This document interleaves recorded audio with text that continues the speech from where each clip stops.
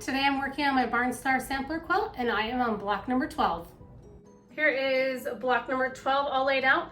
On these pieces, I am going to have to use two different fabrics because I don't have enough fabric of this one. This was my first choice here, but I didn't have enough, so I'm going with a raspberry. So there will be one block made with a raspberry and one block will be made with this like pinky floral. Okay, here we go, block number 12. Okay, so starting on block 12 right here, I am going to make these units here. And I don't care for these units, just letting you know as I go along, making this quilt, making this Barnstar sampler, just trying to share my 2 cents with you guys, but I don't really care for sewing pieces together like this. But here we go, going to do it because it's part of the block. And I'm directionally challenged on this, so of course I have to lay it all out to make sure I'm doing everything correctly. So let me start sewing this block by sewing a wedge. Make sure my threads and everything look good. Everything's looking good. Okay, so on this, let's see. It's gonna look like this. And so this one is going to look like, oh no, I have these backwards, that's the A there. So A goes here, A goes here, C goes here, and B goes here. So I will be sewing those. My B fabric is like a white print on print, so I wanna make sure not use the wrong side. So let's do that. Okay, I think I'll sew my white ones together first with my raspberry. So make sure I have all these going the right way.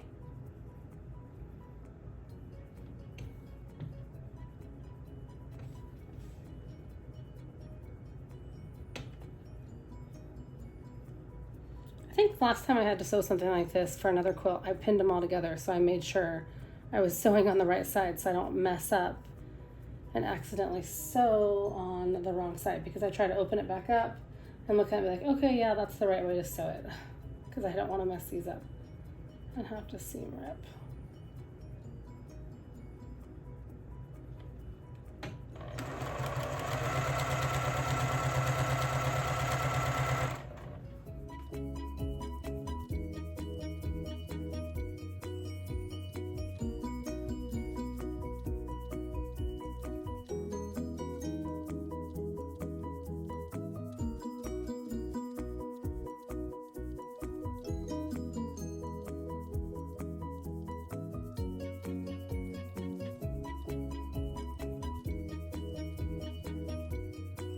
Okay, so I just took a minute and I just pinned all these, and I just like to pin them. I'm a pinner, so I used to not be, but as I get more into my quilting, I guess, over the years, I've been quilting for 10 years. I figured it out. I've been quilting for about 10 years.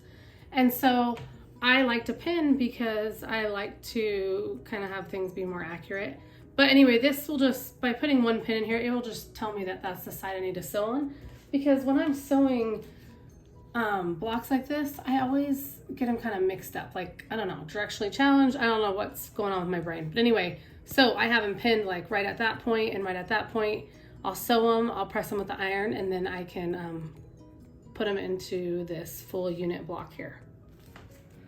So that's what I'm doing. And as I was just pinning, I just had the thought, since I'm still working on these wedges for the Dresden plate, has anybody made a Dresden plate quilt? And if you have, do you have like a pattern you recommend? I'm thinking I will just probably put these on to put all the, after I make the Dresden plates, I'll put them into, or I'll finish the wedges first, I guess, and then I'll put them into circles to form the plate. And then I will probably put them on like a solid background fabric, or maybe a white on white or something like that. And then I think I'll just sew all the blocks together, but I'm just curious if there's maybe another way or a pattern out there. And I'm not sure if I should make this quilt, this one with these wedges, the Dresden plate one. I'm not sure if I should make it to fit my bed or not. I have a king bed. I do know this Barnstar sampler quilt is going to be pretty big. It won't be big enough for a king, but it could maybe go at the foot of my bed. Actually, while I'm talking about that, let me stop for a minute. I'm going to see how big is this quilt. Let's look at that real quick, because I remember it being fairly large, so let's see. Okay, so this is going to be 80 by 100. Whoops, let me see. Sorry, I got kind of zoomed in there. So 80 by 100 is the finished size of the quilt. So I guess a king would be, I think my king is probably, I made one quilt and I sent it to the quilter.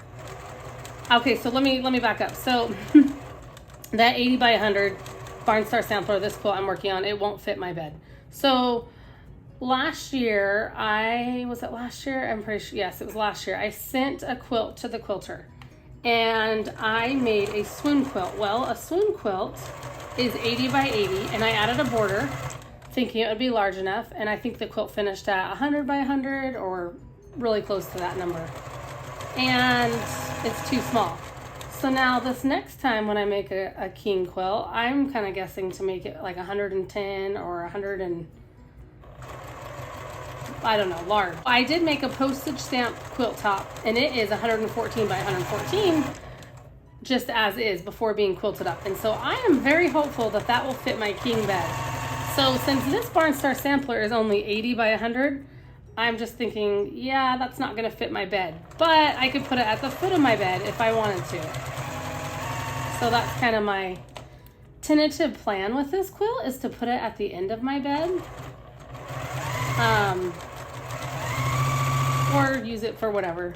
If I have company, or I don't know. I could put it at the top. I could put it on my bed and maybe just pull it down a little bit and have like my pillows at the top, kind of where the quilt is not covering, you know, like fold my sheet back a lot. And so I might be able to make this work on my bed. But as I recall, my swoon quilt is 100 by 100 and it doesn't fit my bed. It's a little too short on the sides and then on the top and bottom. So, and I thought about this Barnstar sampler. I did think, okay, maybe I could add a border to it, but I really like the look of the quilt. So here is a look at the quilt again. I really just like the look of the quilt with the binding and without having a border. So right now I'm just thinking I'm not gonna add a border, and so it probably won't fit my bed, and that's okay. It is a beautiful quilt and it will get used and it will be wonderful. So I'm not really worried that it won't fit my bed, but I was kind of thinking maybe the Dresden plate quilt could fit my bed, but at the same time I'm okay just making a nice size throw. I'm okay even making a queen, like an 80 by 80, because that would be really nice to fold up at the end of my bed. That would be really nice maybe to have on a guest bed in the future.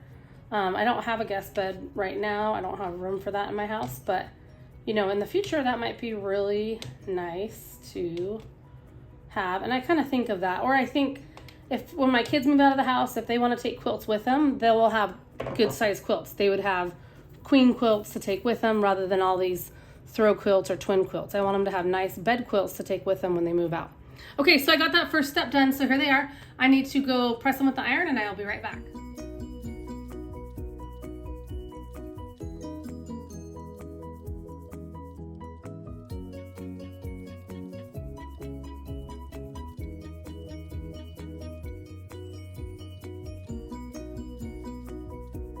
Okay, I did have to trim these up, so now I'm on to the next step. And it says to take these and sew them to D. So I'm going to get that ready and then I will sew them up.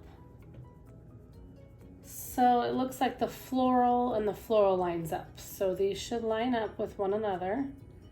I did have to trim these down. It does say trim these to, let's see.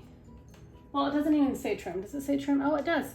Okay, it says join them to make an hourglass units and trim them to 2.5 inches square.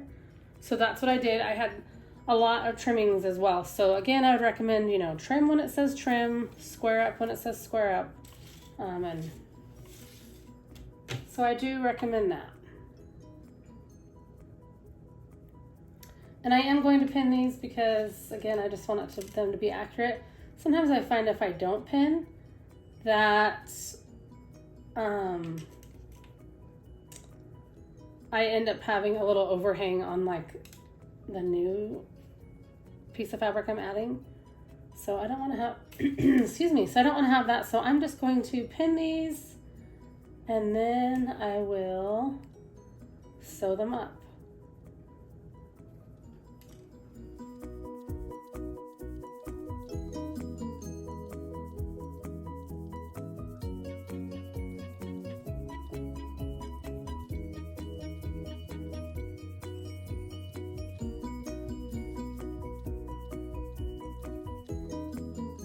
Okay, so one of my blocks will have this raspberry, and then two of my blocks will have this light pink.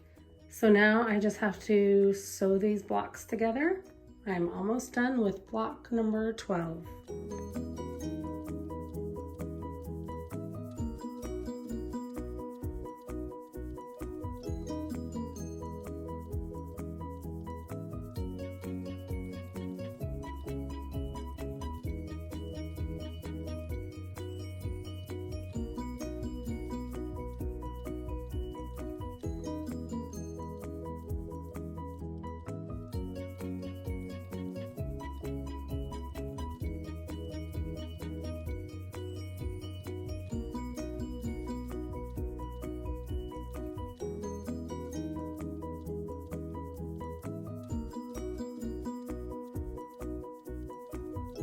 So I just sewed my final stitches and I finished these blocks.